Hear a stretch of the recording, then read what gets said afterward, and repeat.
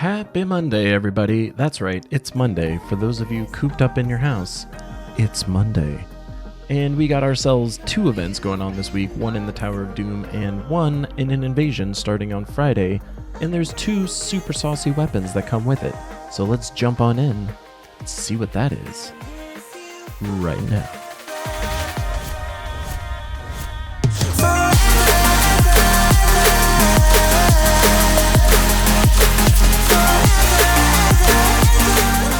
The Tower of Doom.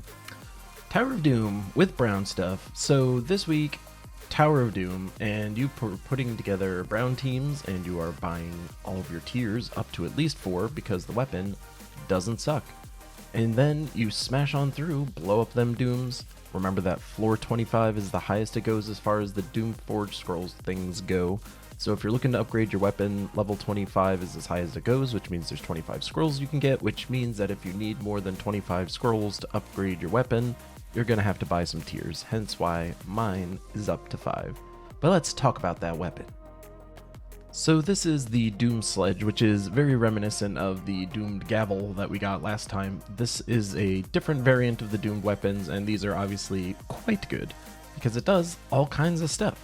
So it does heavy splash, which means it does considerable damage to not just your target, but then the two next to it, plus per tempering level, so that's also cool. But then it stuns everyone that's brown, it cleanses everyone that's brown, and then it explodes some gems, which is super cool. And then if we look at the upgrades, we actually get some decent stuff. You stun the first enemy, you create a dust storm, and then you can drain some mana. So I bought enough tiers to make sure that I could get this up to the highest level, because this weapon will actually have some value. So if you care about having cool weapons, now's the time to invest. Tower of Doom teams, baby. So we've got all kinds of teams actually this time around because I was feeling saucy. So Crusher, Zombie, Iron Gut, Vash. Not a ton of explanation needed, but it's basically a converter here, and you just Iron Gut people to death. Vash is your cursing people, so people that are Devour immune also can be devoured. And then when you finally get to Doom fights that are really high level, you just eat your High King Iron Gut for tons of damage, and then you win the fight. So this team, kind of fun, definitely different. As far as the other ones you could use, this is taking advantage of the fact that Megavore is going to destroy all of the armor. All of it. And then Mistralus? I've never learned how to say this. I'm going to say it's Mistralus. Mistralus is just there to hurt people, and the Diviner is there to just keep things moving and potentially cleanse you if you feel like it. So this team should also be mighty safe, very different, a little more fun, just because it's different. However, we start to get into some more of the classic stuff, so this is going to be your Mang team with lots of explodey scully people, so that's going to be easy enough to smash on through. This team is insanely fun and great to use, however, you need to make sure that you are getting some potions here, which is why I have this one labeled pots, because this team benefits from having an enchant. So if you want to have a ton of fun and you have bought enough tiers to be getting enchant and the initial explosion, which I believe are the first 2 tiers, then this team is going to be a really good time. So this team is also super fun. Or separately, if you just don't have a ton of stuff, you could totally use a Mang with a bunch of converters and have yourself a time. Then in the glory rewards section, we've got Lasher, which sounds sexy, but it looks really gross. It's like a tree stump that grew a mouth and somehow has tentacles instead of roots. I don't know what's going on with this guy, but it exists and it does a lot of damage. So for early game players, this is actually going to be really nice. So for end game players, it's kind of not. So if you're an early game player, this troop is a solid get. It will enable you to do a decent amount of damage to a bunch of people, which is pretty cool. As far as its traits go, you can run it in the front line, which is pretty cool, especially in the early game. So you also get bonus brown. It takes brown, so if you have Mountain Crusher, this troop wouldn't be so bad if you're just looking to do some damage to a bunch of people in the early game. Mid game, end game, completely throw away. Art is gross, but feel free to jump in. Again, high priority for early game players, not so much priority at all for end game players or mid game players. But there's your Lasha. Soulforge wise, you've got some stuff. So Yao is in here, and again, I never really say you should craft legendaries, but Yao is kind of hot. Oh yeah. I mean, look at him. He looks really aggressive for an elf daemon kind of dude. And he's insanely good. He converts stuff, he does tons of damage, he steals magic, it's boosted by his life, so he's got scalability. He's got it all. And that sword looks cool. It's like a Thundercat sword, but for demons. So that's fun too. So Yao is someone that I would potentially consider crafting as far as a legendary goes, and that's like one of a few that I would even say that for.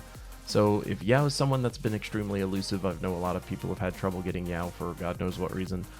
There he is, so feel free to craft him. I will not hate you if you do so. But as far as the mythics go, not so much.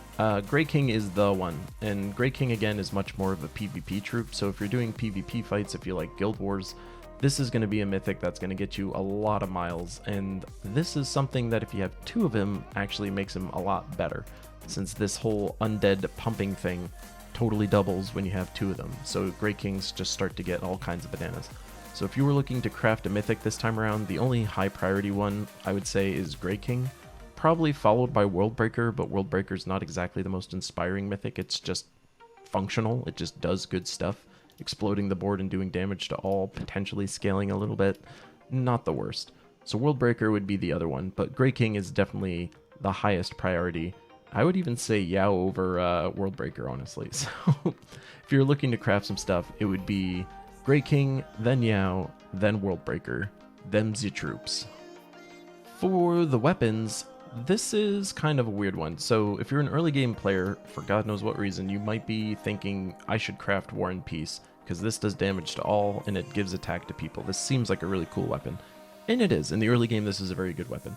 However, you get it for free, so please don't go ahead and craft this. If you're an early game player, just know that when you get to, I believe it's like level 9 of Kingdom unlocks, which means you've pretty much unlocked next to everything, you will get this as a free reward, so please don't craft it.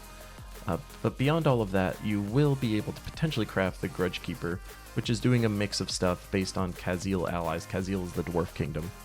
This is, in theory, a very good weapon. Brown and red synergizes really nicely with dwarves. However, there's not really a ton of great pure dwarf teams, or actually say pure Khaziel teams that you can make that are exceptionally good.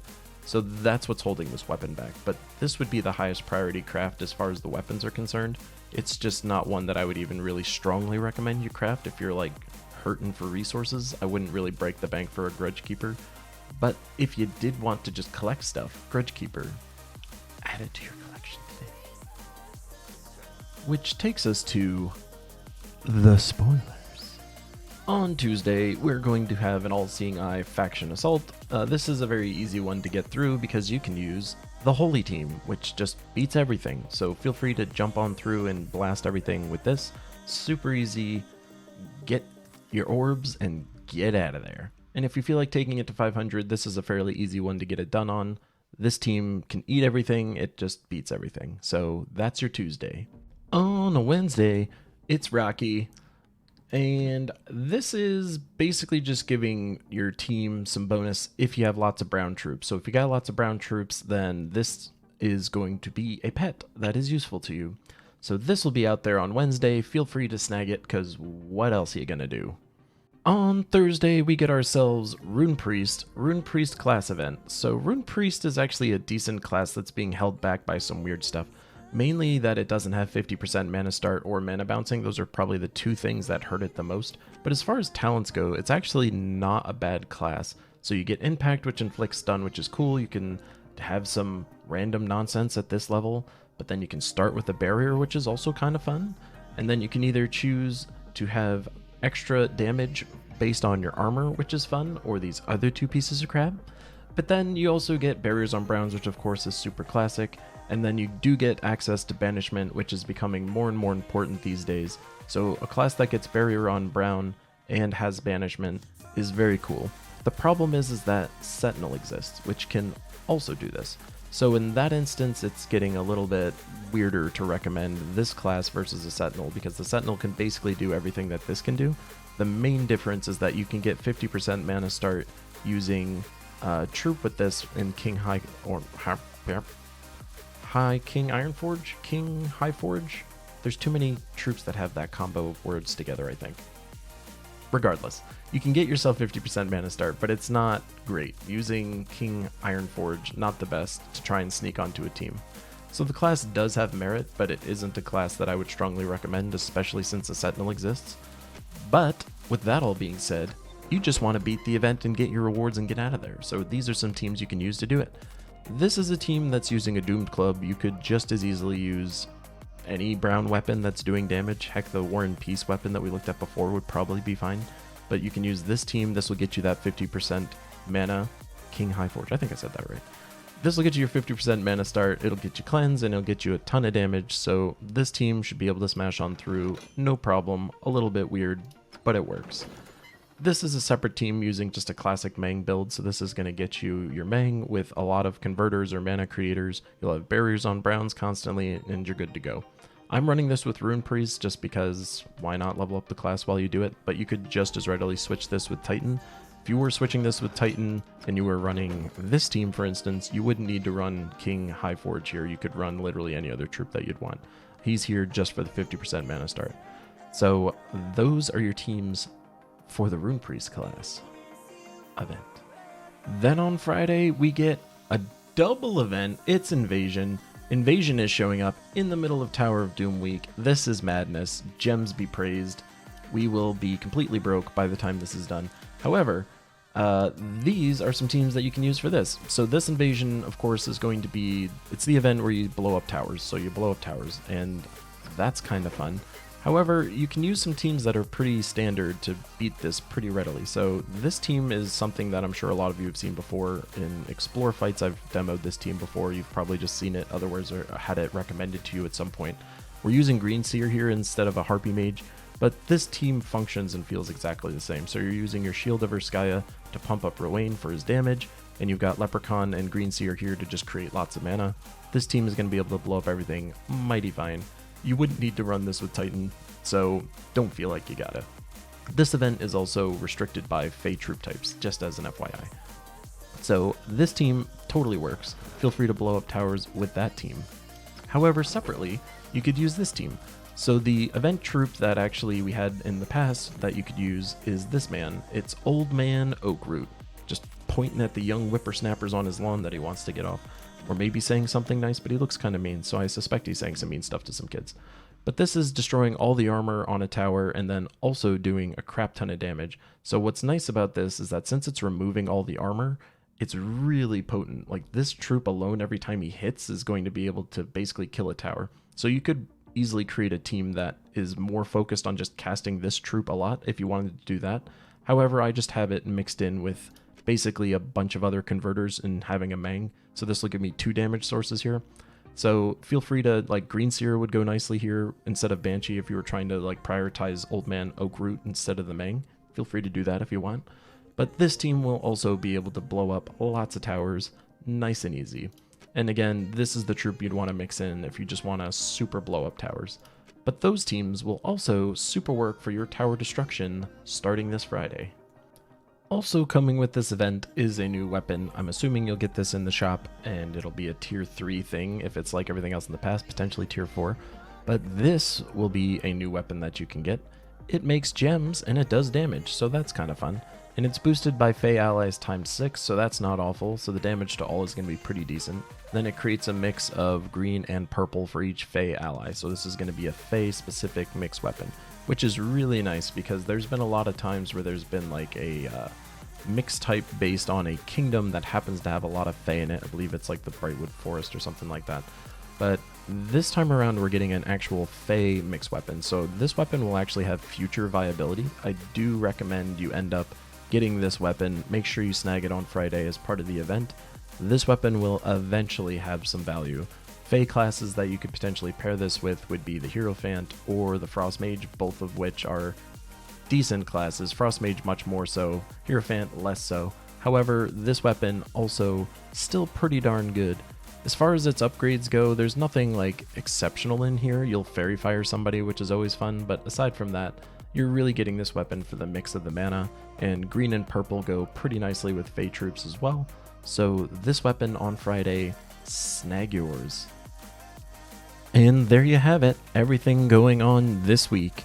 Nothing crazy, lots of events. Your gems will be depleted by the end of this week given the amount of events you can spend them on potentially. But that's everything going on.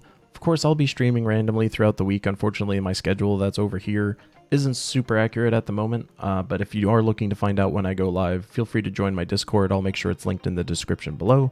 You can feel free to join us. We have lots of hijinks and nonsense there. I've been streaming other games, and then, of course, I'll be looking to stream gems this week, at least at some point. I miss you guys. I still get to see some of you in the Discord and some of you in my other game streams, but gems content is coming. Mark my words. So thanks everyone for hanging out with me yet again, and I will see you next time. Peace.